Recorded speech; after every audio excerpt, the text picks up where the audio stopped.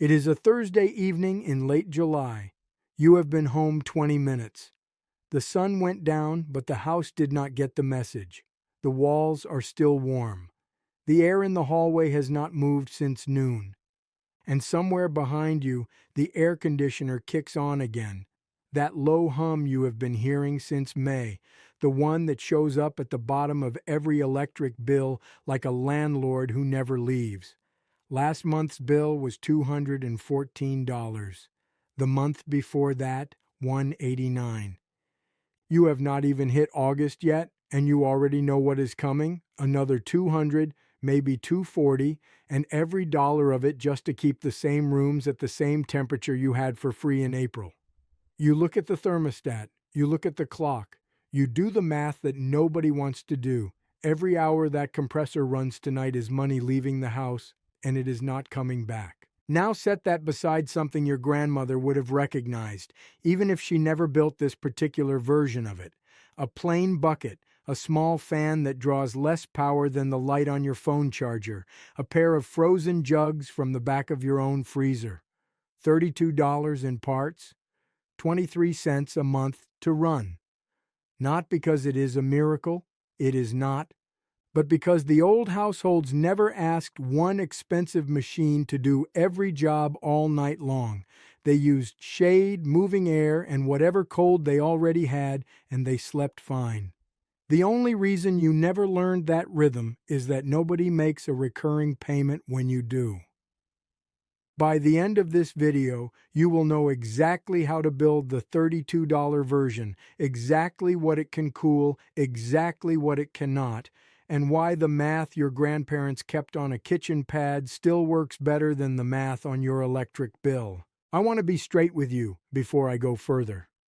That title up there says, "This thing cools your entire home and saves you $500 a month." I did not write that title, and if I let it stand without correction, I would be no better than the man who sells you the problem and the refill in the same box. So here is the truth. At the current national average of about 18.75 cents per kilowatt hour, $500 a month would mean you are avoiding roughly 2,600 kilowatt hours of electricity in a single month. The Department of Energy says an average central air conditioner uses a little more than 2,000 kilowatt hours in a year, not a month, a year. So the title math does not hold, and I will not pretend it does. What does hold is this: a carefully built bucket cooler pointed at the chair you are sitting in or the bed you are sleeping on, paired with shade and night air the way any careful household used to do it, can take the edge off one room for about $32 in parts and less than a quarter a month in fan electricity. That is not magic, that is arithmetic, and by the end of this video, you will know exactly how to build it, exactly what it costs, exactly what it can and cannot cool, and why the old ways still beat wishful thinking, even if they cannot beat a compressor on the hottest day of the year. My name is Hal Perkins, and I come by this the way most of what I teach arrives: handed down, not purchased. My parents came through Missouri summers before refrigerated air was the norm in any house they could afford. They learned 2 rules early, and they kept them long after window units got cheap. Rule 1: keep the sun out before you try to cool the room. Rule 2: cool the body and the occupied space before you waste a single cent cooling empty square footage. I am not selling a miracle tonight. I am passing on a careful man's habit. Use the cheapest cooling that fits the job, then write the savings on the pad. Before I show you what to build, you need to understand why it works, because that understanding is exactly what keeps you from wasting your time, your money, or your trust in some video that promises more than physics allows. There are 2 different cooling ideas that get tangled together all over the internet, and if you do not separate them now, you will build the wrong thing for your climate and blame the bucket instead of the bad advice. The first idea is ice cooling. Air passes over a cold object, gives up some of its heat to that object, and comes out the other side cooler for a while. That is what the bucket build I am about to show you actually does. You freeze water in sealed jugs, you set those jugs in a bucket, you blow air across them with a small fan, and you aim the outlet at the spot where you are sitting or sleeping. The air loses heat to the ice, comes out noticeably cooler, and you get personal relief.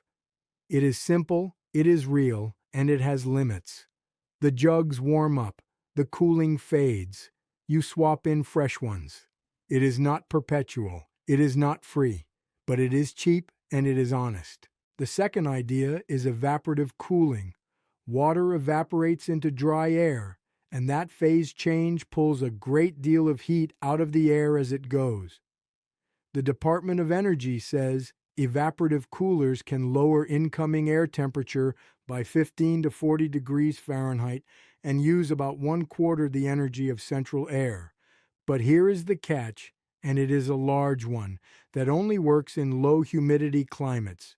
If you live where the air is already wet, the water has nowhere to evaporate into, the cooling barely happens, and you just made a humid room more humid. The University of Connecticut ran numbers on this. At 90 degrees and 30% relative humidity, outlet air can come out dramatically cooler. At 90 degrees and 70% relative humidity, the cooling shrinks to almost nothing. So if you are watching this from Mississippi or South Carolina or anywhere the air feels like a warm washcloth in July, the evaporative version is not your answer. The ice version is. That distinction matters because most of the viral bucket cooler videos never make it. They show you a build, they blow air through wet towels, and they let you believe it works everywhere. It does not. Now you know why, and that means you can pick the version that actually works in your climate instead of trusting someone who never mentioned humidity. If this is the kind of teaching you have been looking for, plain, priced, and honest about what works, I would ask you to subscribe now, because there is more of the old ways coming, and every one of them keeps money in your pocket instead of someone else's. Now here is what to do, and I will put a price on every piece of it. You are building what I call version A, a sealed ice spot cooler. It is the honest build. It works in any humidity because you are not trying to evaporate water into the air. You are just passing air over a cold mass and directing it where people are. Here is what you need. A 5-gallon bucket, about $4.27 at the time I priced this. A snap-on lid for that bucket, about $2.44. A small USB fan rated at 5 watts and 5 volts. I found one listed at $10.19. I want you to use a USB fan and not a salvaged car battery rig, and I will tell you why in the safety section. A length of flexible 4-inch ducting with a clamp or two, about $10.99.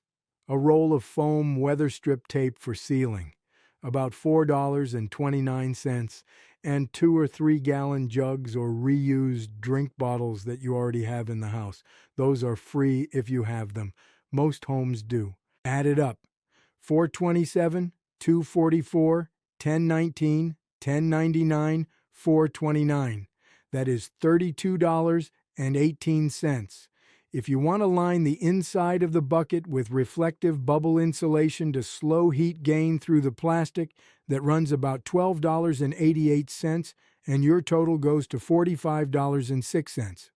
But the old towel you already own does the job well enough, and I am not going to tell you to spend money you do not need to spend. Here is how you put it together. Step 1.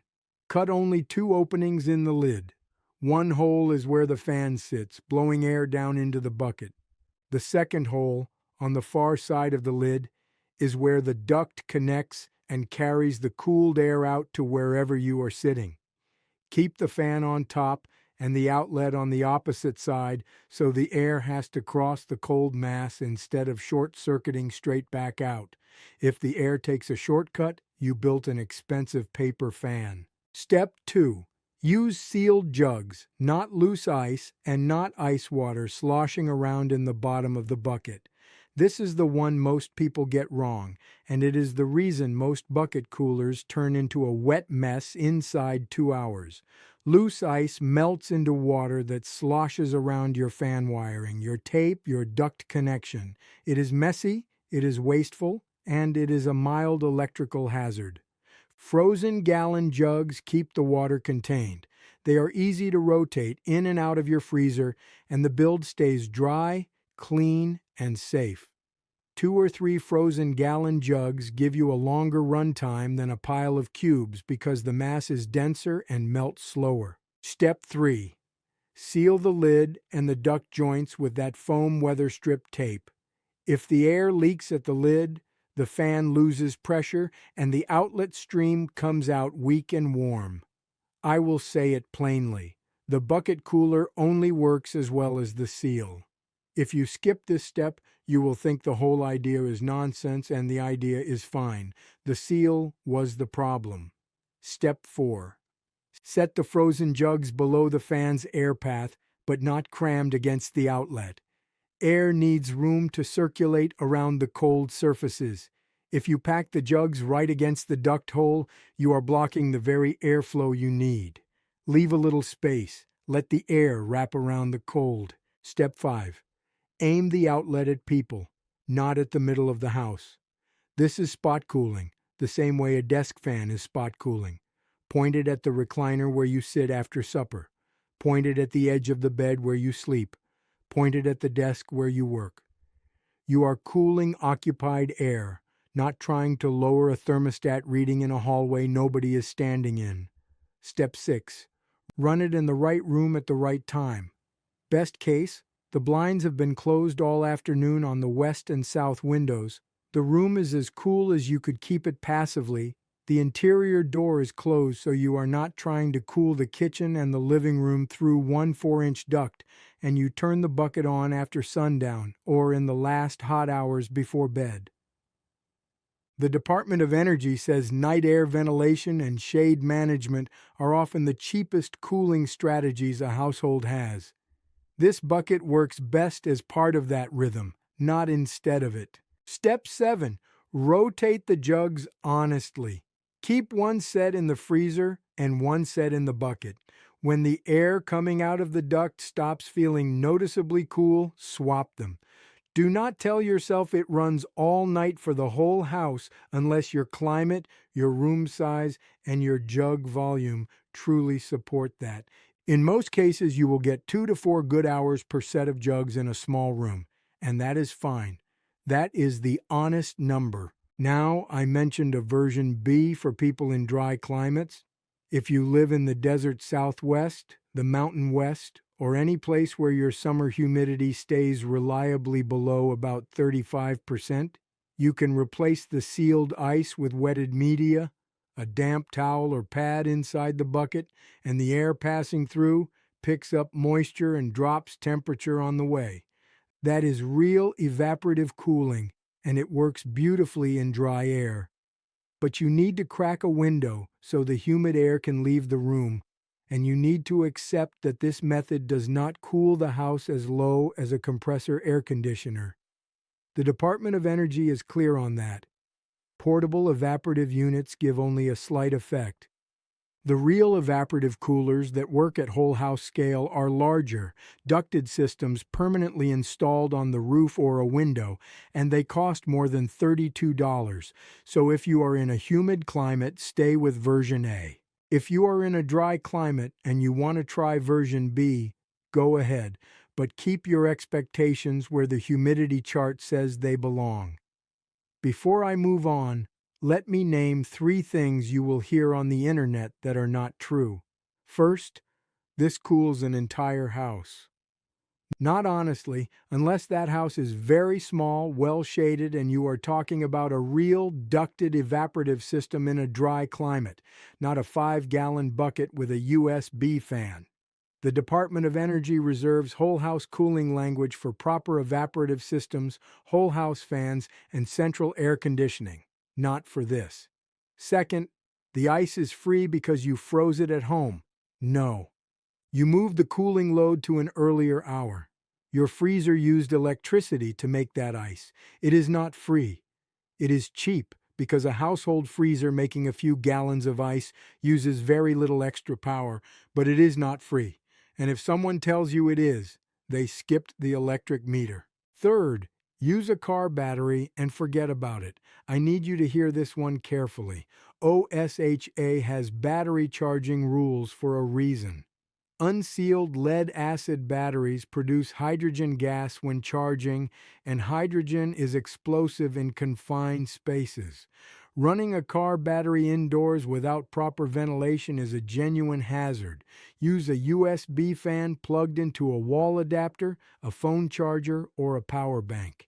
It is simpler, it is cheaper to run, and it is safer in any room of your house. Now, here is where this idea came from, and I want to be honest about it because honest history matters as much as honest math. This exact bucket build is not a museum piece from 1933. Nobody's grandmother had a 5-gallon plastic bucket from the hardware store and a USB fan from the internet. The real old house wisdom was broader and deeper than any gadget.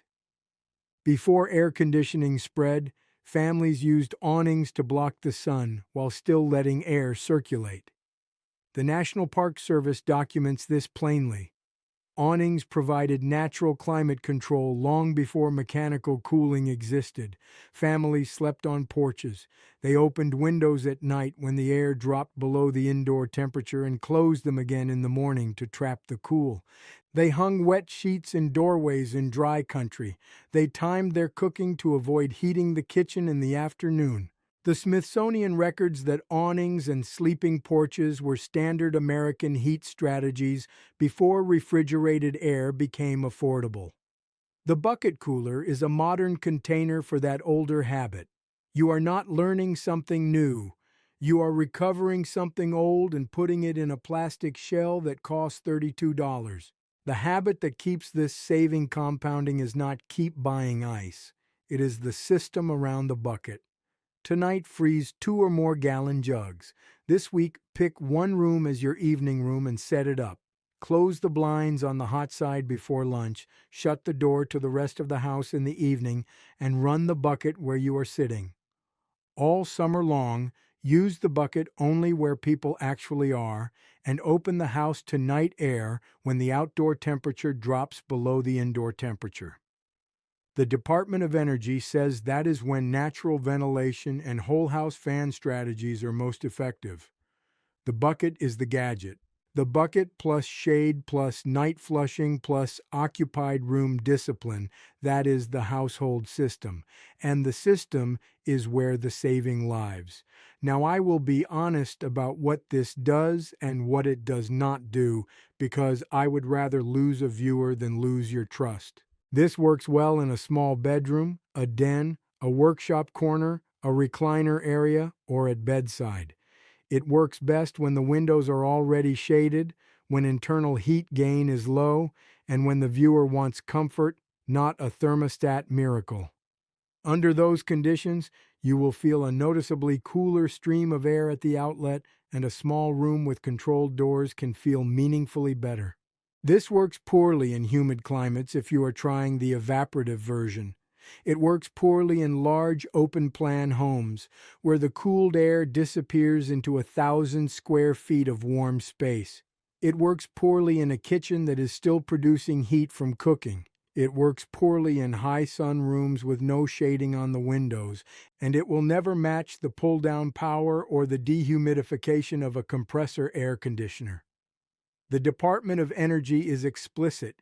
Room air conditioners cool one room, central air conditioning cools the house, and evaporative cooling does not reach the same low indoor temperatures as mechanical refrigeration. When to call a professional? If the real problem is bad attic heat gain, failed ductwork, missing insulation, unsafe wiring, combustion backdrafting from a furnace or water heater, or a dead air conditioner that the family genuinely needs, I will not let a $32 bucket stand in for a building defect.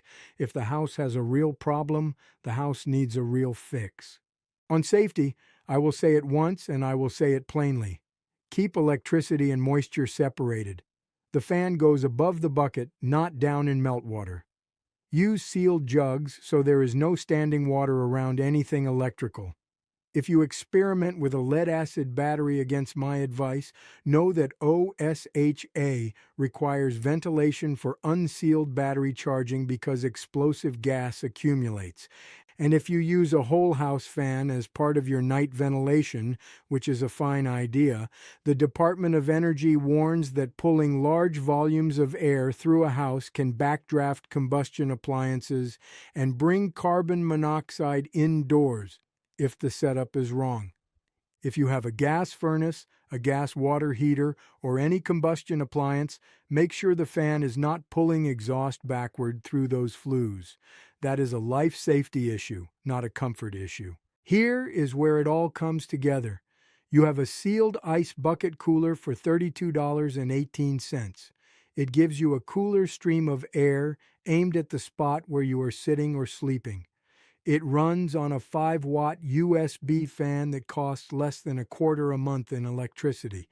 It works in any humidity because you are cooling with ice, not evaporation.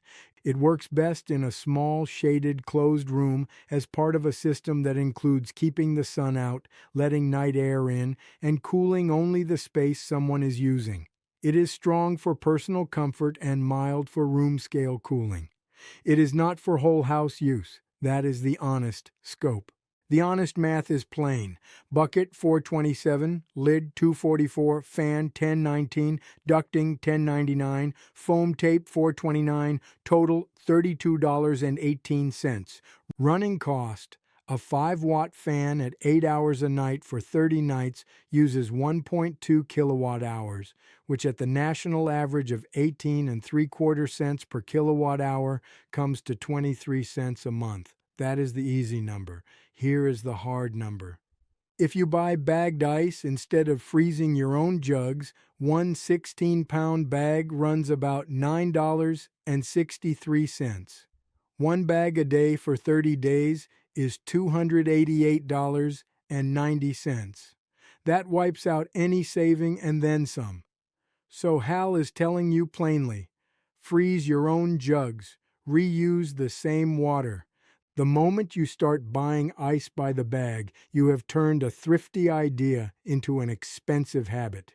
The saving is real only if the ice comes from your own freezer, and even then the freezer uses a little power to make it. But a little power is not $289. There is no villain in this story. Nobody sat in a boardroom and said, "Let us hide the bucket cooler from the American family." What happened is simpler and more honest than that. There is a great deal of money in selling whole house mechanical cooling. There is money in the unit, money in the installation, money in the filters, money in the refrigerant top-offs, money in the annual service call, and money in the electricity that runs at 12 hours a day from June to September. There is almost no money in teaching a family to close their blinds before lunch, open their windows after midnight, and point a $32 bucket at the chair where they read. As air conditioning spread, first in theaters and department stores, then in offices, then in affordable window units and central systems, households stopped teaching the older rhythm of awnings, porches, night air, and selective cooling. The know-how faded not because someone suppressed it, but because nobody had a reason to sell it. That is not a conspiracy. That is a system nobody had to coordinate, and you can be the household that remembers. This was never really about a bucket. It was about whether your home reaches for the cheapest effective cooling that fits the job, or whether it jumps straight to the most expensive option every time out of habit. A careful home does not cool empty rooms. A careful home does not run a compressor all night when the outside air dropped below 72 an hour ago. A careful home uses shade first, airflow second, and bought energy last. That is not poverty. That is the dignity of a household that owes nobody for comfort it could have provided for itself. Here is what I want you to do tonight. Go to the kitchen, fill 2-gallon jugs with water, and put them in the freezer. Close the blinds on whichever side of your house catches the late sun. After supper, pick the room where you spend the evening and shut the door. Tomorrow, if you feel the difference just from the shade and the closed door, you will know the bucket is worth building. This week, go get the bucket, the lid, the fan, the duct, and the tape. Build it. $32. Set it up in that room and aim it at your chair or your bed. This month, stop buying bagged ice if you started. Freeze your own, swap the jugs, keep the routine. This season, do what the old houses did first. Shade the windows from outside if you can, open the house to night air when it drops, and cool only the room someone is using. That is the system. The bucket is just the newest piece of it. Now I have 2 questions, and I read every single one of these. First, which room in your house gets unbearable first after supper? Tell me in the comments, because that is the room this build was made for. Second, did your mother, your father, or your grandparents have a summer trick before air conditioning got common? Porch sleeping, wet sheet cooling, awnings over the windows, opening the house at night, sitting in the cellar, anything like that. I want to hear it, because those habits are worth more than anything I can sell. If you have not subscribed yet, now is the time. Same principle, different problem, same low-cost prevention. That is what every video on this channel is about. Next time, I am going to show you the old weatherproofing trick that keeps winter drafts from stealing money all night long. Same logic. Stop the loss before you buy the cure. Until then, close the blinds before the sun hits them. Freeze your jugs before you need them, and cool the room you are in, not the rooms you are not. That is how it is still done in any home that remembers.